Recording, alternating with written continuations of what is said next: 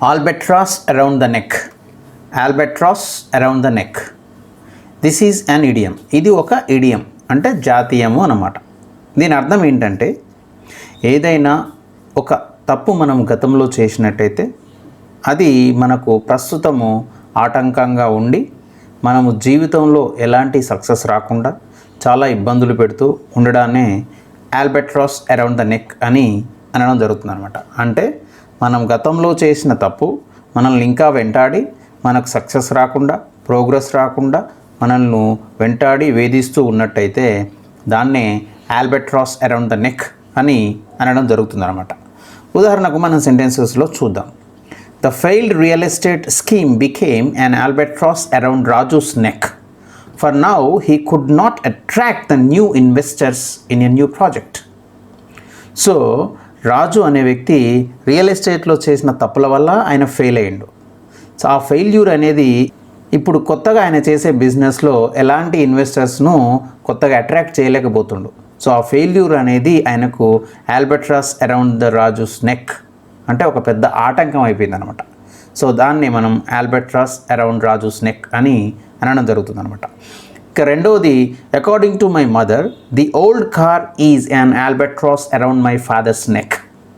So అమ్మ ఏమంటుందంటే car వద్దంటుంటే పాత కారు కొన్నాడు ఫాదర్, అదే ఒక పెద్ద తప్పు, దానికి ఇప్పుడు చాలా రిపేర్స్ వస్తున్నాయి, అవి చేయించలేక చాలా ఇబ్బంది అవుతుంది, డబ్బులన్నీ దానికే పోతున్నాయి అనే మీనింగ్లో మదర్ ఏమంటుంది, ఓల్డ్ కారే చాలా హిండరెన్స్ ప్రాబ్లము, అదే మనకు అడ్డంకి అయింది, అందువల్లనే old car is an albatross around father's neck, ఆయనకు చాలా పెద్ద అడ్డంకి అయిపోయిందని చెప్తుందన్నమాట. ఇక మూడవది, imperfection has become an albatross around Rani's neck. Her boss rejects all her new proposals without even looking at them. So Rani అనే ఒక అమ్మాయి బాస్ దగ్గర ఎప్పుడో ఇంపర్ఫెక్ట్గా ఉందన్నమాట గతంలో. సో అది బాస్ మైండ్లో ఉండిపోయింది. సో ఆమె ఎలాంటి కొత్త ప్రపోజల్స్ చూపించినా కానీ బాస్ ఆమె ప్రపోజల్స్ చూడకుండానే రిజెక్ట్ చేస్తున్నాడు అనమాట. సో ఆమె ఇంపర్ఫెక్ట్గా ఉండడమే ఆమెకు అడ్డంకిగా జరిగింది అనమాట. సో ఆ అడ్డంకే అండ్ ఆల్బట్రాస్ అరౌండ్ రాణీస్ నెక్ అనమాట. దానివల్ల ఆమె కొత్త ప్రపోజల్స్ని బాస్ రిజెక్ట్ చేసేస్తుండ్రు. సో అందువల్ల అదే పెద్ద అడ్డంకి ఆటంకంగా రాణికి మారిందనమాట. ఇక నాలుగో చూసినట్టయితే, killing the wild deer has become an albatross around Salman's neck. The high court has given him 3 years of imprisonment as a punishment. So Salman ఒక తప్పు చేశాడు గతంలో, ఏంటిది, ఒక జింకను చంపాడనమాట. సో దానివల్ల అది అతన్ని వెంటాడి 3 సంవత్సరాలు జైలు శిక్ష పడేటట్టు చేసింది. అందువల్ల అతని ప్రోగ్రెస్ ఆగిపోయింది, అభివృద్ధి ఆగిపోయింది అనమాట. సో అందువల్ల ఆ కిల్లింగ్ ద డియర్ అనేది ఆయనకు అడ్డంకి, అదే ఆయనకు an albatross around his neck అయిపోయింది అనమాట. సో నెక్స్ట్ చూసినట్టయితే, taking house loan has become an albatross around Sita's neck. For now she has lost her job and couldn't repay the loan. Sita loan తీసుకోవడమే ఒక తప్పు అయిపోయింది, ఎందుకంటే ఇప్పుడు జాబ్ పోయింది, లోన్ రీపే చేయలేదన్నమాట. సో ఆ లోన్ తీసుకోవడమే అడ్డంకిగా మారింది ఆమె బ్రతకడానికి. సో అందువల్ల లోన్ తీసుకోవడం అనేదే అండ్ ఆల్బట్రాస్ అరౌండ్ సీతాస్ నెక్గా మారిపోయింది అనమాట. ఇక మనం ఈ ఇడియం యొక్క బ్యాక్గ్రౌండ్ చూసినట్టయితే ఎలా మనుగడలోకి వచ్చిందో గమనించినట్టయితే, ఆల్బట్రాస్ అనేది ఒక పెద్ద పక్షి అన్నమాట, తెల్లని పక్షి. ఇది సముద్రంలో ఉంటుందన్నమాట. సో సముద్రం మీద ఎవరైతే ప్రయాణికులు సెయిలర్స్ ప్రయాణం చేస్తుంటారో వాళ్ళకు ఒక నమ్మకం ఉంటుంది, ఈ పక్షి కనుక మంచిగా ఉన్నట్టయితే అది గుడ్ లక్ తీసుకొస్తుంది, ఒకవేళ దాన్ని కనుక మనం చంపినట్టయితే అది మనకు బ్యాడ్ లక్ తీసుకొస్తుందని సెయిలర్స్ ఎవరైతే ఉన్నారో ఆ సముద్రం మీద ప్రయాణం చేసేవాళ్ళు వాళ్ళు నమ్మేవారు అనమాట.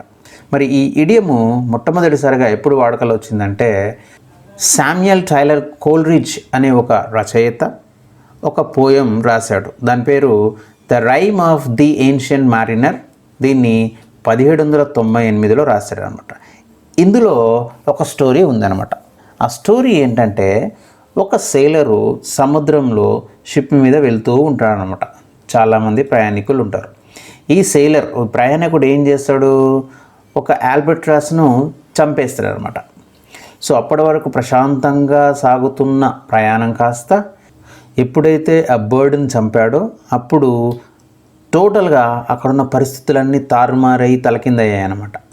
అంటే ఏమయ్యాయి, ఆ బర్డ్ని చంపగానే అక్కడ ఉన్న గాలి ఆగిపోయింది. గాలి ఆగిపోతే షిప్ మూవ్ కాదనమాట. సో నెక్స్ట్ వాళ్ళు త్రాగడానికి తెచ్చుకున్న మంచినీళ్ళు కూడా అయిపోయినాయి. సో ఇలా చాలా అవకతవకలు జరిగి వాళ్ళ లక్ష్యాన్ని వాళ్ళు చేరుకోలేని పరిస్థితిలోకి వెళ్ళిపోయి చనిపోతామేమో అనే పరిస్థితిలోకి వాళ్ళు వెళ్ళిపోతారు అనమాట.